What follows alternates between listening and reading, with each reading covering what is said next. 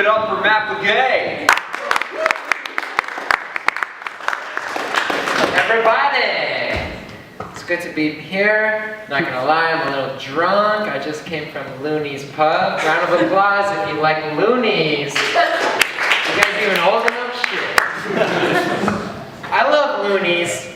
Every time I go to Looney's, I feel like I'm at Hooters. The girls, the waitresses got some mad push-up bras. I'm not impressed. I'm not amazed because they all got their shamalamas out. I'm amazed by the consistency. Every single waitress has got their tatas out. I don't like the word tata. I'm amazed by the consistency. I feel like perhaps it's an obligation. They have to do it. Like you show up to work, punch your time card, and you grab a push-up bra out of the bin. I picture like the owner of Looney's. And in my mind, he's this like big, fat, hairy Greek man. Or Iranian guy, I can't tell the difference. But every day he's like, Natasha, you're not looking very Berkey today, hit the bin! I don't know, that's kind of a fucked up thought. But here's a true fact, every time I go to Looney's, I order the fish tacos. And every time I order the fish tacos, I wink at the waitress. And every single time, I get the fish tacos.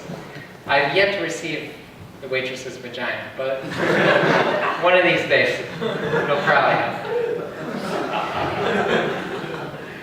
Shit.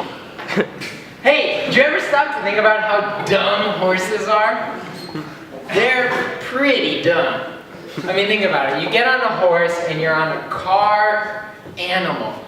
It'll go wherever you tell it to, for as long as you tell it to, no questions asked. If you were really mean, like really mean, you could have a horse run off a cliff.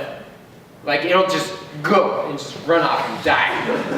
And all of his horse friends in the stable will be like, hey, did you hear Dave died? And they'll be like, no shit, what happened? And they'll be like, well, his rider just kind of steered him towards a cliff. And all the horses understand. They're like, oh shit, what can you do? Or Dave never stood a chance.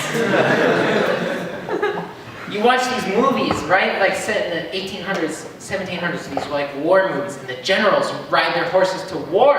And the horse, and the general, the horse can see the battle. Everybody's getting killed, everybody's dying. The horse should say, I'm not gonna go over there.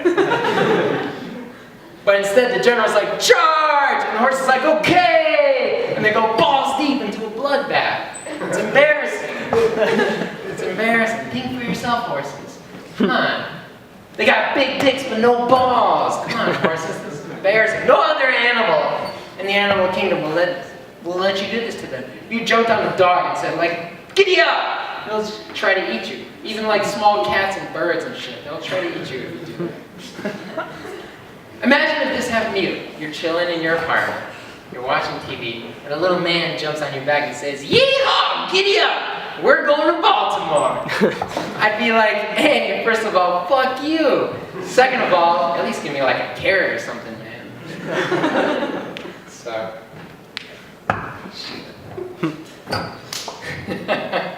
Hey, round of applause if you like Drake. Who listens to Drake? Fuck Drake, I fucking hate Drake. That's when you're the prettiest. Aww.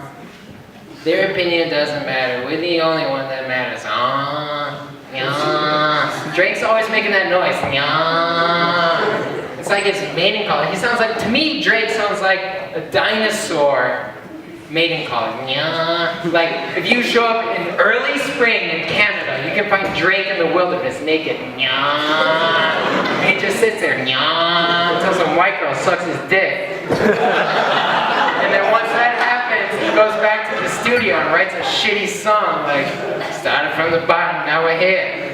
And then he goes back to Canada and so that's how Drake works. Am I out of time? Do one more, I don't know. One more.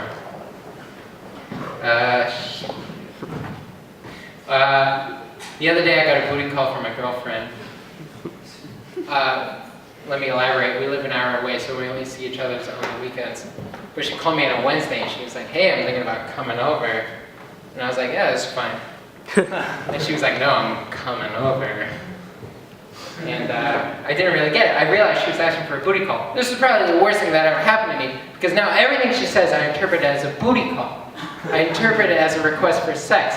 The other day she said, "Hey, Matt, how about we go to Safeway tonight?" I said, "Honey, fine. For you, I'll wear a condom. We'll go to Safeway." Another time she said, "Hey, we should eat out tonight." And I said, "Honey, I'll go down on you anytime, but I don't think Mother's Day brunch is the appropriate time to ask."